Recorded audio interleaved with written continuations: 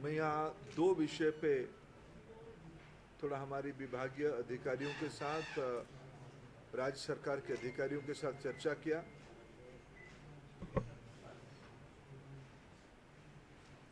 भारत में प्रति साल 1 करोड़ नए नौजवान रोजगारक्षम आयु में आते हैं।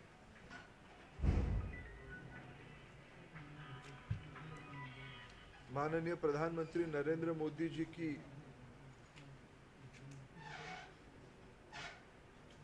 अगुवाई में पिछले 3 साल से एक अलग मिनिस्ट्री बनाया गया है, स्किल डेवलपमेंट और एंटरप्रेन्योरशिप।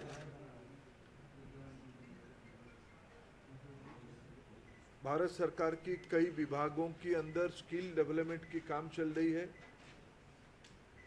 ग्रामीण विकास, शहरी विकास, टेक्सटाइल, एमएसएमई, अनेक राज्य भी स्किल डेवलपमेंट में अच्छे काम कर रहे हैं। अनेक इंडस्ट्रियल हाउस भी अच्छे मॉडल भी डेवलप किए हैं। अनेक संगठन उसमें जुड़ा हुआ है। सरकारों की और इंडस्ट्री समूहों की जिम्मेवारी बनती है, जो लोग काम कर रहे हैं उनकी स्किल बढ़े, जो लोग नए काम की दायरे में आ रहे हैं उनको भी ठीक से स्किल मिले। मैंने यहाँ भी पंजाब का थोड़ा रिव्यू किया। स्टेट गवर्नमेंट के अधिकारी भी थे,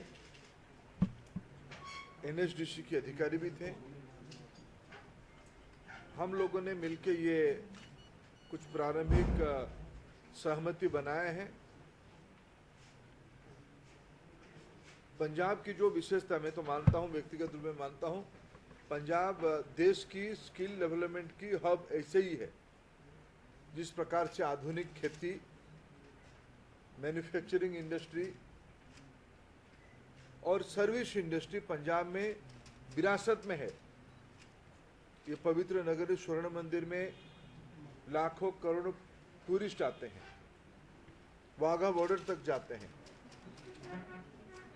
पंजाब में अपने अपने डिफरेंट पॉइंट पे मैन्युफैक्चरिंग क्लस्टर है।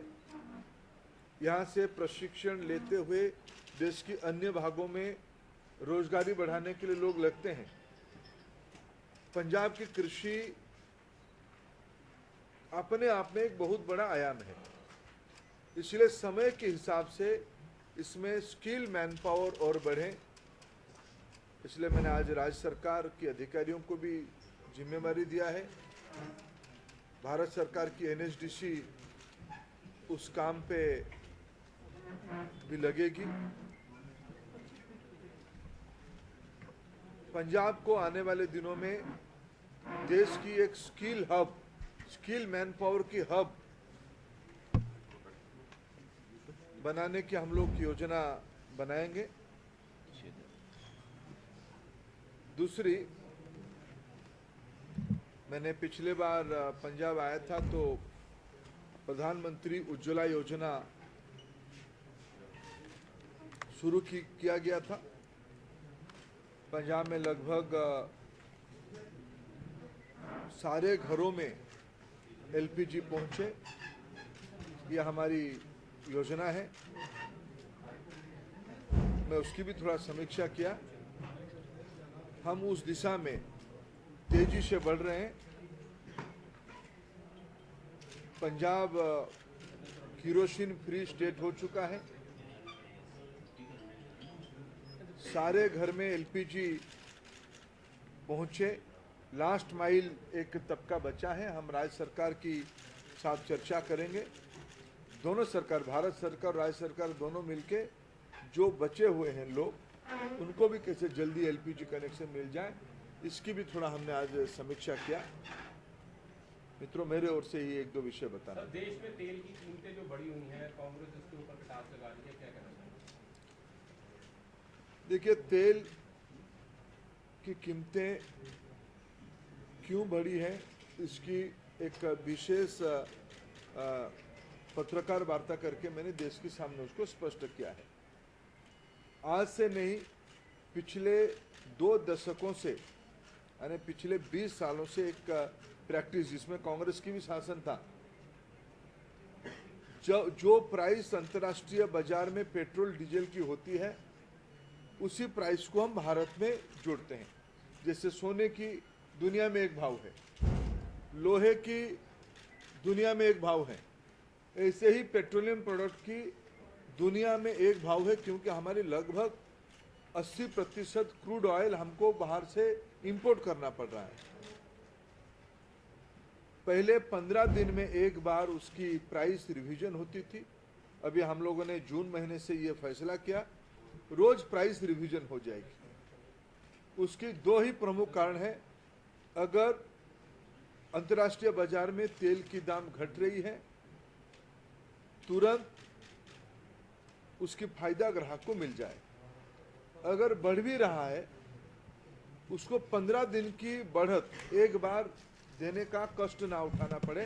रोज चंद पैसा उसको अगर बढ़ रहा है, किसी दिन बढ़ रहा है, किसी दिन घट रहा है, किसी दिन स्थिर रह रहा है, ये मैकेनिज्म है। इसलिए ग्राहकों की हितों को ध्यान में रखते हमने डेली प्राइसिंग किया। बाकी मैं पिछले 2-3 महीने की अगर मैं आंकड़ा कहूं, जून की प्रारंभ में प्राइस घटी, फिर जुलाई से थोड़ा बढ़ी और अगस्त में थोड़ा और बढ़ी है। अंतर्राष्ट्रीय बाजार में रिफाइनरी कैपेसिटी अमेरिका में तूफान आने के कारण 13% रिफाइनरी कैपेसिटी घट गई। उसकी जो मांग अंतर्राष्ट्रीय बाजार में बढ़ी, उसके कारण एक सामूहिक रूप में तेल की दाम बढ़ा है।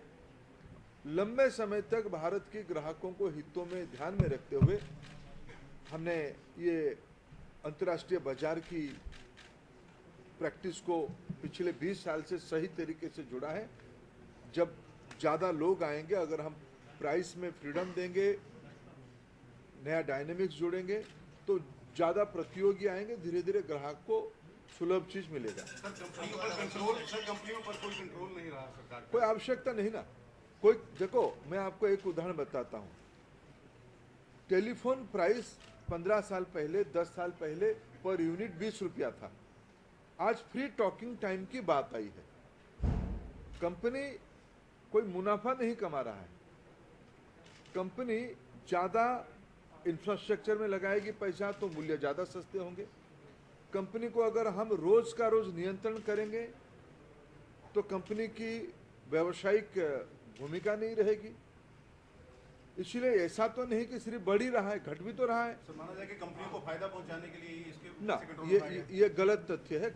सारे ट्रांसपेरेंटली है। कंपनी फायदा लेगी तो कहाँ लेगी, तो सरकार को लौटाती पैसे। सरकार की कंपनी है।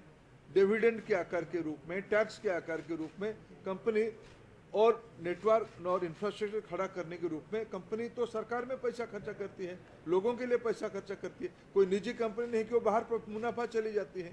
अब कब तक कम होने की उम्मीद जताई जा सकती है जी पेट्रोल में? हमें जो लगता है, जो हमको फोरकास्ट ध्यान में आ रहा है, धीरे धीरे दीपावली तक ये थोड़ा घट जाएगी। सर जीएसटी के दायरे में लाने का इसको है कुछ? बिल्कुल हमारी सोची समझी सुझाव है।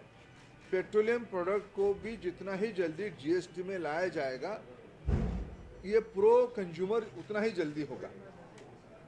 क्योंकि जीएसटी में एक देश में एक प्रकार की टैक्स, उसकी कोई सर्टेनिटी रहेगी, उसकी कोई प्रेडिक्टेबिलिटी रहेगी। जीएसटी काउंसिल उसको तय करे। हम सारे राज्य सरकार और केंद्र सरकार की वित्त विभाग को यही निवेदन कर रहे हैं कि आप जीएसटी काउंसिल पे उसमें सहमति बना के इसको जितना जल्दी ले आ पाओगे उतना अच्छा होगा। सर कांग्रेस का आरोप है कि जब उनकी सरकार थी तो बैरल 150 रुपए था, अब 50 रुपए है, लेकिन दाम बहुत बढ़े। देखिए, कांग्रेस के जमाने में जो लूट हुई थी उस जमाने में इतनी लूट नहीं है। इस विषय को क्यों चर्चा करें। लोगों ने उसको 2014 में घर बिठाए हैं। वो अपना विपक्ष की भूमिका करते रहे, हम अपना काम हमको करने दीजिए। चलिए, थैंक यू है, आप लोग आए।